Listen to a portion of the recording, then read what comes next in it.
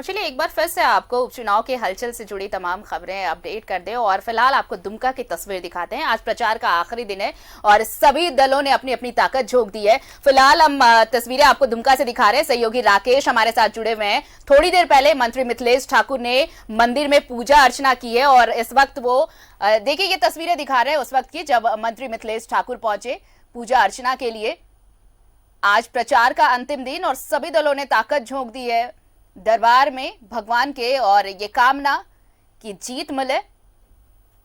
और इस वक्त राकेश दुमका से हमारे साथ जुड़ रहे हैं और उनके साथ हैं मंत्री मिथिलेश ठाकुर। सीधे राकेश का रुख कर लेते हैं। राकेश, आज प्रचार प्रसार का अंतिम दिन, कुछ ही घंटे बचे हैं जब पूरा दमखम दोनों तरफ से लगाया गया है जीत के लिए। और पहले तो आज सुबह शुरुआत भी की है, मंत्री जी ने जीत की कामना लेकर मंदिर पहुंचे हैं। क्या कुछ कह रहे हैं, जरा हमारे दर्शक भी जरूर सुनना चाहेंगे।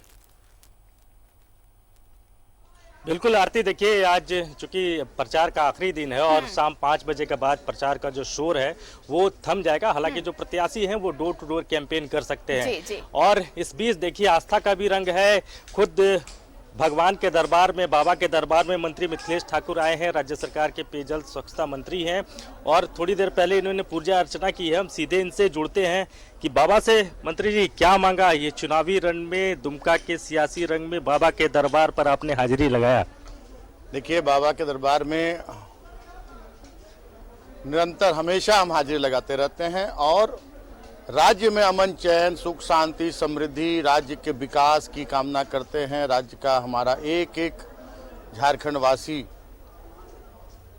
पूरी तरह से खुशहाल रहें और सरकार को इतनी शक्ति, हमारे माननीय मुख्यमंत्री को इतनी शक्ति प्रदान करें बाबा बासुकीनाथ के हम पूरे राज्य वासियों से जो हमने वादे किए हैं एक एक वादों को हम पूरा कर सकें और राज्य को खुशहाल बना सके। राज्य के किसानों, मजदूरों, राज्य के व्यवसायियों, हमारे जो बेरोजगार युवा हैं उन सभी को हम लोग रोजगार दे सकें और जिस उद्देश्य से, जिस मकसद से इस राज्य का निर्माण हुआ है उसको पूरा कर सकें। बाबा बासुकीनाथ की कृपा हमेशा बनी रहे, इसी कामना के साथ हम यहाँ आज बाबा बासुकीनाथ का दर्शन करने के लिए आए हैं। बाबा बासुकीनाथ से दर्शन करके और यही कामना की है कि राज्य को खुशहाल बनाए। दुमका में चुनाव भी है और ये आखिरी रन है, तो बाबा से आशीर्वाद अपने प्रत्याशी के लिए।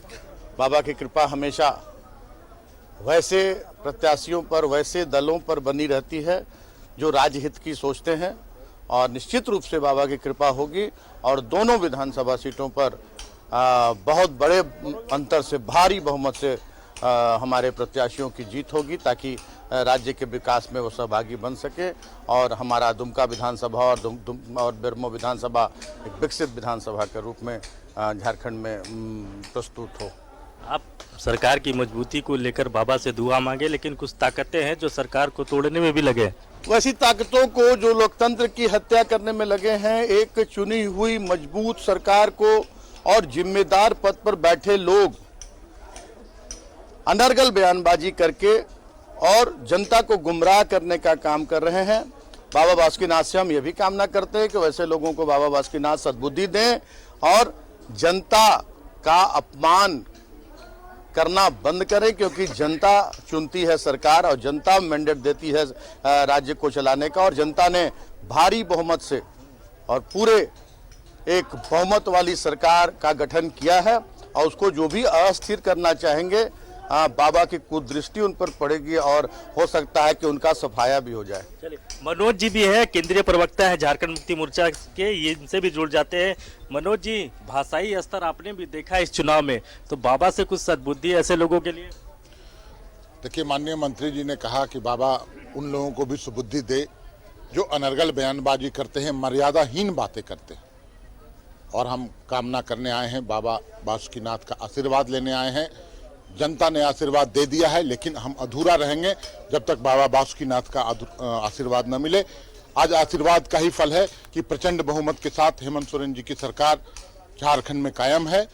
पूरे झारखंडी हितों की जनभावना के अनुरूप कार्य करने की ताकत प्रदान करे इस सरकार को और एक बार पुनः दोनों उपचुनाव में विजयी हो, इनके आशीर्वाद के बिना सब कुछ अधूरा रहता है। हम कामना करने आए हैं बाबा के दरबार में, बाबा भला करें झारखंड का, समस्त झारखंडियों का। आरती, एक आखिरी सवाल मिथिलेश जी से ले लेते हैं। मिथिलेश जी, बिहार में भी आप लड़ रहे हैं, चूंकि महागठबंधन के साथ है नहीं आप, लेकिन बिहार को लेकर जो पहले फेज का जो इस तस्वीर नजर आई, वो क्या कह रहा है बिहार इस बार? देखिए, महागठबंधन के साथ हम पूरी तरह से खड़े हैं और जहां जहां हम मजबूत स्थिति में थे उन जगहों पर हम चुनाव लड़ रहे हैं और महागठबंधन का हाथ ही मजबूत करेंगे।